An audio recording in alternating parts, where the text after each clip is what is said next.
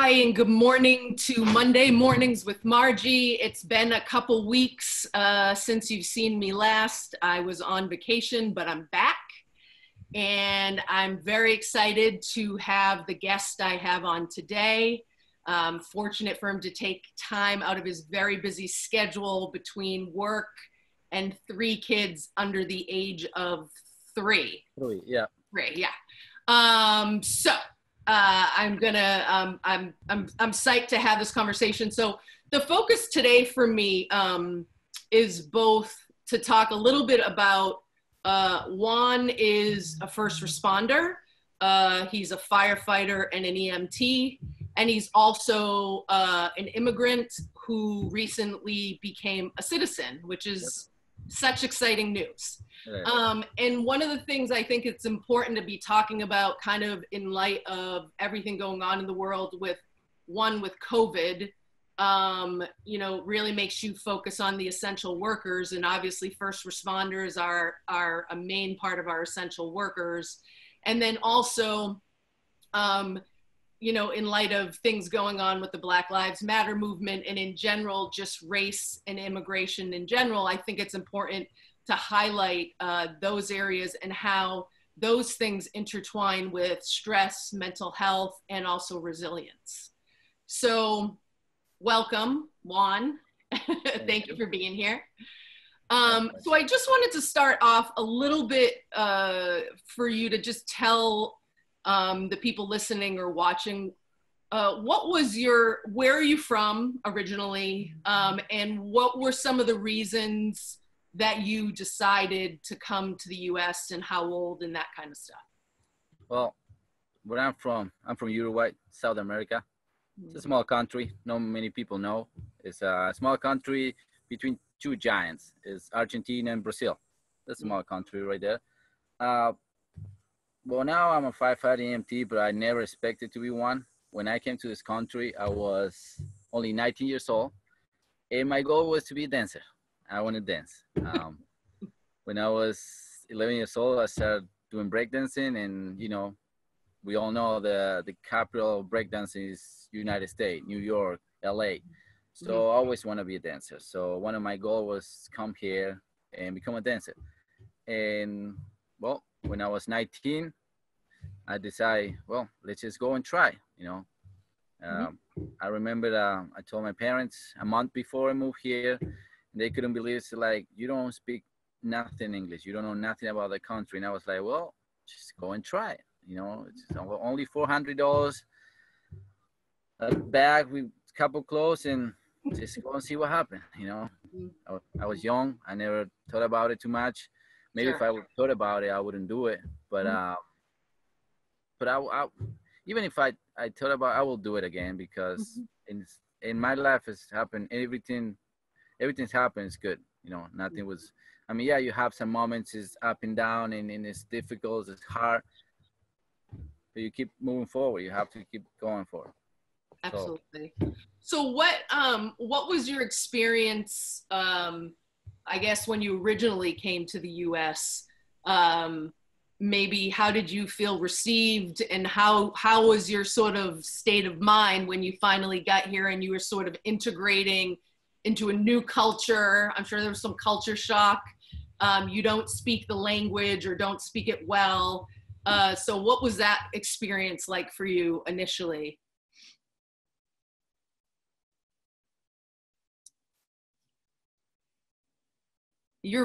Juan, for some reason, your volume has gone off. I'm not hearing you. Like everything you see, like you see from the movies. Oh, look, it looks like the movies and everything. And from the beginning, as soon as I get to the airport, it was tough. It was really tough, and I tell people sometimes they don't believe it. I was walking the airport, and as soon as I get to airport, New York, they come 2 officers with the dogs, and they pick me right there, and they take me on the sides, and they check the entire bag. And it was me and my best friend who came here together, right? And they take us to a different room both. I was only 19 years old, and I remember they put me in the room, and it was, they put me against the wall. They checked me all up and down, and it was one guy on the other side hitting the walls and screaming and things. And one guy came here and said, I know you have drugs. I know you print drugs. And I was like, no, I have nothing. I mean, I don't even know what you're talking about. He was like, who you came with? My best friend. And he said, well, let me tell you something. We talked to him, and he said he doesn't know you. And I was like, well, he's lying because I know him since he was 5 years old. And it was like this. It was like for 2 hours, like interrogation, intimidation, and all the thing. And at the end, didn't find out anything. Obviously, I didn't came to do anything wrong. I remember the guy said, well, if you come to the United States, you come to work, make a better life for you, you're welcome.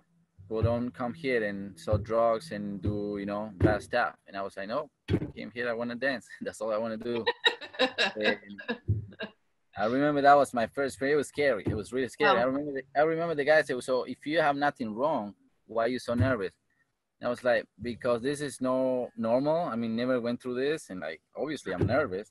Right. Especially not speaking English at all. You know, like a guy speaking Spanish and the other one was screaming English. So I was like, it was rough. It was rough beginning. But, you know, like I say, it just got to go with the punch sometimes, you know, like. Mm-hmm. Mm-hmm.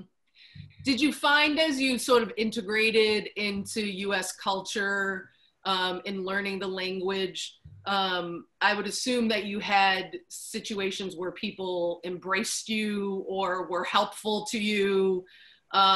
Did you experience those kind of things where people either took you under their wing or were trying to help you so that you could kind of make your way in the beginning? Well, at first at the beginning, I was in New York, but I ended up living in Leominster. And Leominster has a Uruguayan colony. It's pretty big. So I used to I live in an apartment building. It was like, I would say 80% of people living in the apartment, they're all Uruguayan. So I feel like I'm still in Uruguay. You know, I feel like I can speak Spanish. I can still eating the same food and everything.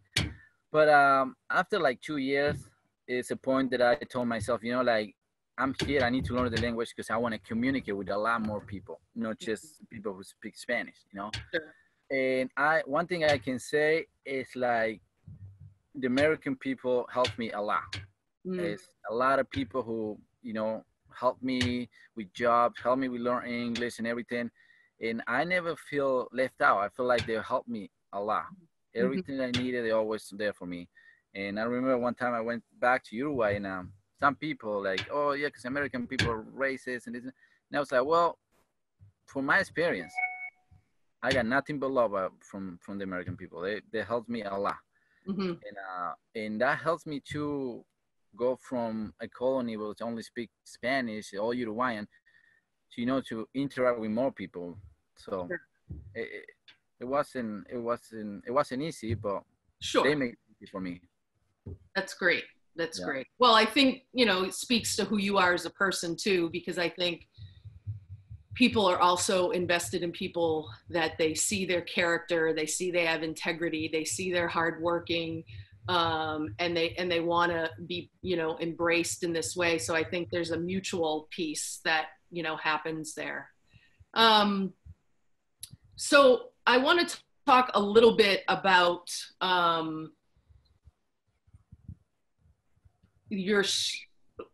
if you've experienced stress, or I mean, not if, but how much stress, or what are the stressors you've experienced? And I want to talk one as sort of like coming in as an immigrant, or what someone might say a person of color, or a brown person, or however you want it, for Latino, whatever. And then also I want to talk a little bit about your experience as being a first responder as well. But let's start with your experience being a person of color as well as an immigrant. What would you say are maybe some of the main stressors you've experienced? Oh, the main stressor I can tell you is the language. The language, you know, be able to express yourself or communicate. And I will say too, the culture shock, you know, like it's so different. But the language barrier, it was high. And in this part of the country where it's so cold in winter, that's one other thing it was stressful, is depression. I found myself, especially in the winter, be so depressed. Depressed at the point that like I was like, either keep moving or you're going down. You know, you just have to keep moving. And not having the language and being immigrant in this country, and you know, and trying to work right here. You're not supposed to work, but you know, you have to live somehow, and you have two choices.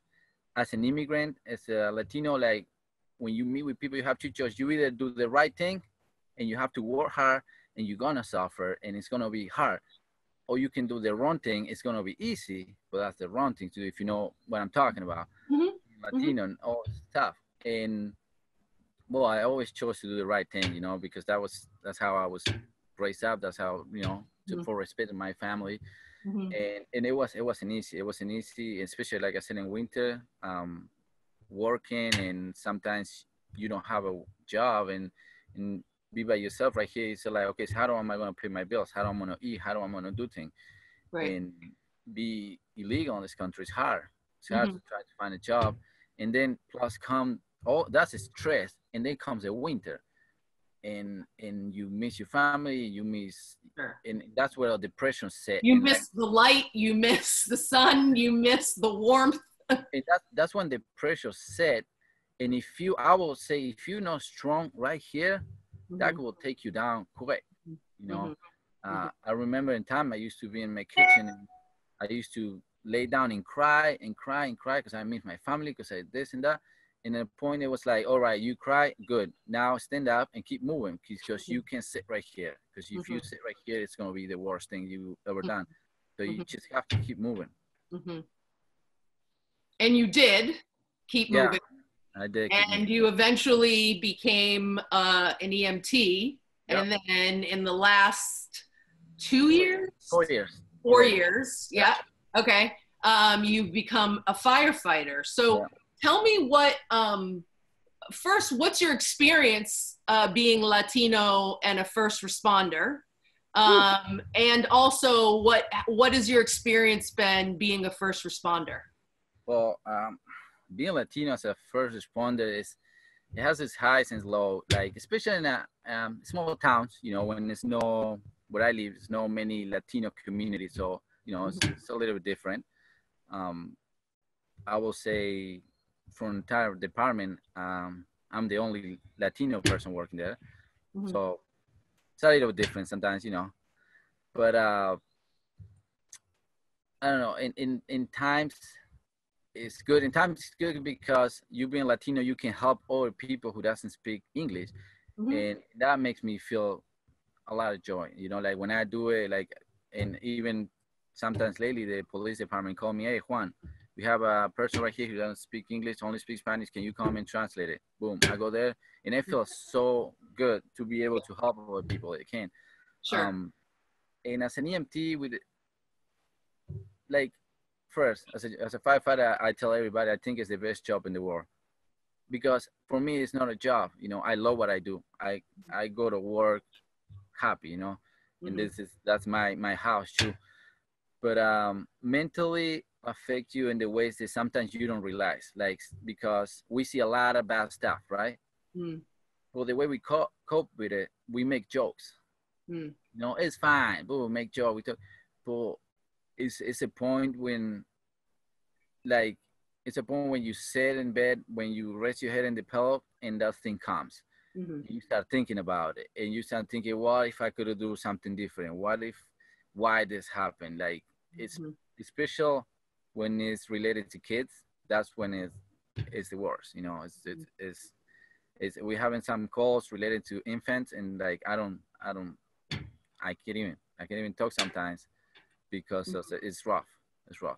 And that comes again, like, if you know mentally strong, you can take that home, and that can affect you know, your relation with your kids, your relation with your wife, or everything. So you have to leave everything, but at the same time, you have to talk with somebody. You have to be able to, like Alicia, I talk with her a lot, and that's great. It helps me a lot, because sometimes if you don't talk and you keep all inside you, that thing is gonna come out one day. Right. And you also are big into exercise and fitness. Yes, I do. And I think working out, I don't know about I don't take no medication, but I know some people prescribe medication, but I think working out helps so much mentally, people. It's insane. I don't know how to explain it, but it's insane. Like sometimes I'm down and I work out and it's my body. Everything feels so great after a while. Right. Yeah, no, I mean, exercise is in the world of mental health. I mean, it is a way of producing some of the chemicals that you take with antidepressants. Now, for some people, exercise isn't enough and they need to take medication, but other people, exercise, especially sort of moderate to intense exercise, can really have the same antidepressant effects. Yeah. And I think it's a good release, especially in the work you're doing as well, is that you need to have, talking is one part, absolutely, but having that physical release, I think is huge. Yeah, every time we have, and the guys sometimes, they tell me like, every time we have a call, it's kind of difficult. I just go back to work and I just change and I work out. I run for like a mile and I just work out. And I feel great after that, you know? Yeah. And, because that's the way I try to release some stress. Like, you know how it is. Some people release stress drinking, other people, release stress and stuff. For me, it's like working out. Sure. I get tired, I sweat, I get tired. That's how I release stress.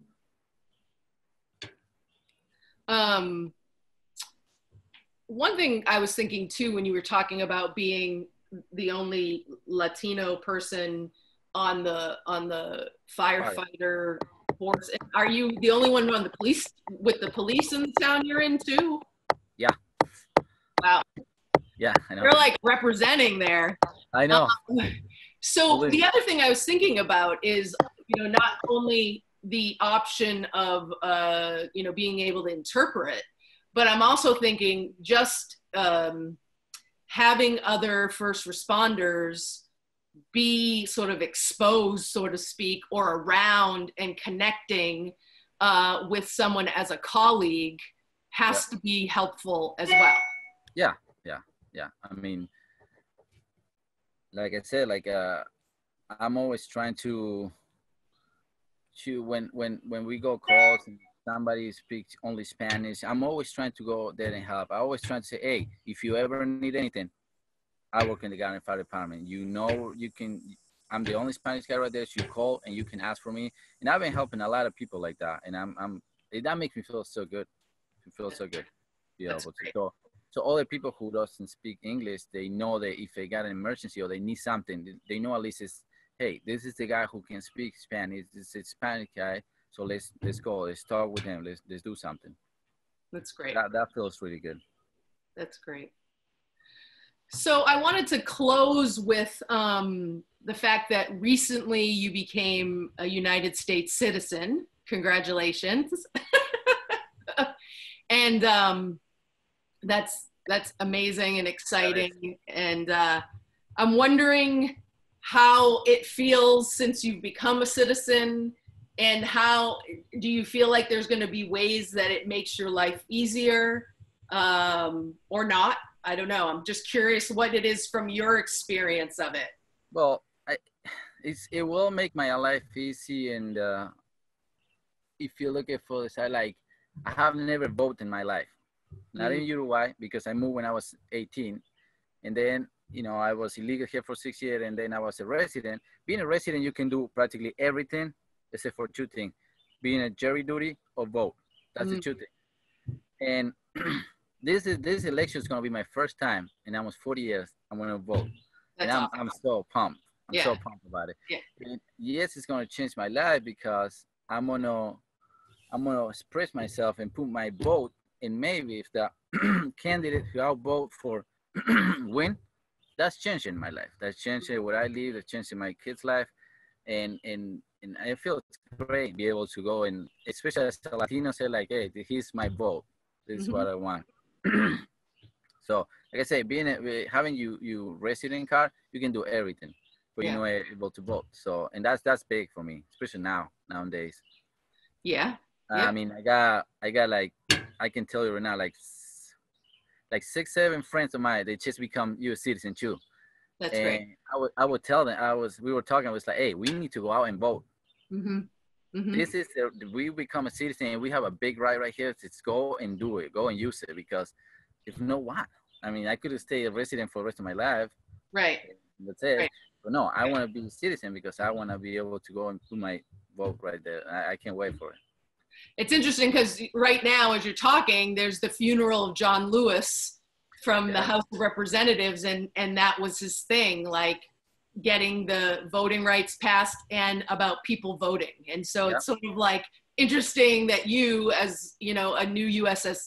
citizen, is talking about that experience, and this person just died, but he fought his whole life to get everybody that right. And so it's kind of it's inspiring. And the same thing too, nowadays you see how everything's going. I feel like people who probably see me and see like, hey, this brown guy, he has an accent, why he should vote? He's not even American. But hello, now I'm American. I have the same right that you born here have. Mm-hmm. So even though I'm brown and I have an accent, I have the same equal right that you have. So guess what? I'm gonna go there and put my vote. Well, and if you think about it, you've lived, I believe, if I have your age range right, you've lived in the U.S. longer than you've lived. You lived in Uruguay. Yep. So, so you are an American citizen through and through.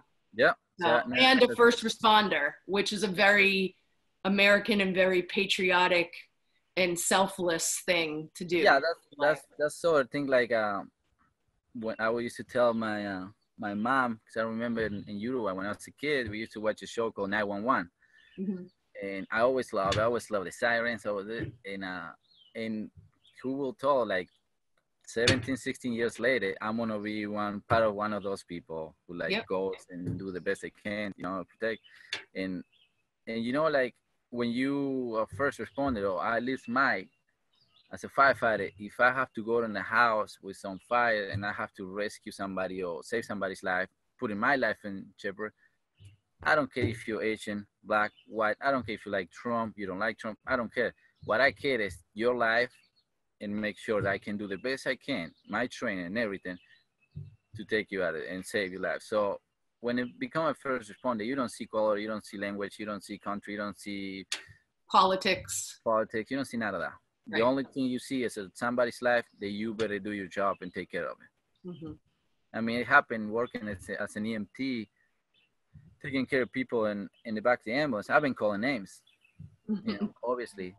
And what do? I laugh because I'm like, you can call me all the names you want. I'm still helping you because this is my job and this is what I'm supposed to do. So go ahead, that's a mess. Yeah. Because I don't care what people call you or names they call you. I know what kind of person I am, and that's all I care. Right. Well, we're lucky to have you as a first responder and as a U.S. citizen. I mean that, truly from my heart. And I appreciate you being on and taking the time to talk today. Not a problem. I think this is really helpful, and I think it just is informative. And I think there's people that can relate, and there may be people who can't relate, but then they hear it and they understand better. Yeah. And I think that's what the goal is in everything we do, is to bring people together instead of pulling people apart. One thing I like to say is, like, for those who are watching, they're like, not every brown people who talk with accent came here to sell drugs and do bad stuff, I will say 98% of people who come to this country come to work hard, try to make the better they can and help others. So that's what we do. Like, at the same time, you make your life better, you will help others. It makes other people's life better too. Right. Well, thank you for coming on and sharing with us. You're very welcome. And thank you to all the people listening and watching. And I hope you have a great week. And I will see you next week on Monday Mornings with Margie. Take care and be well. All right.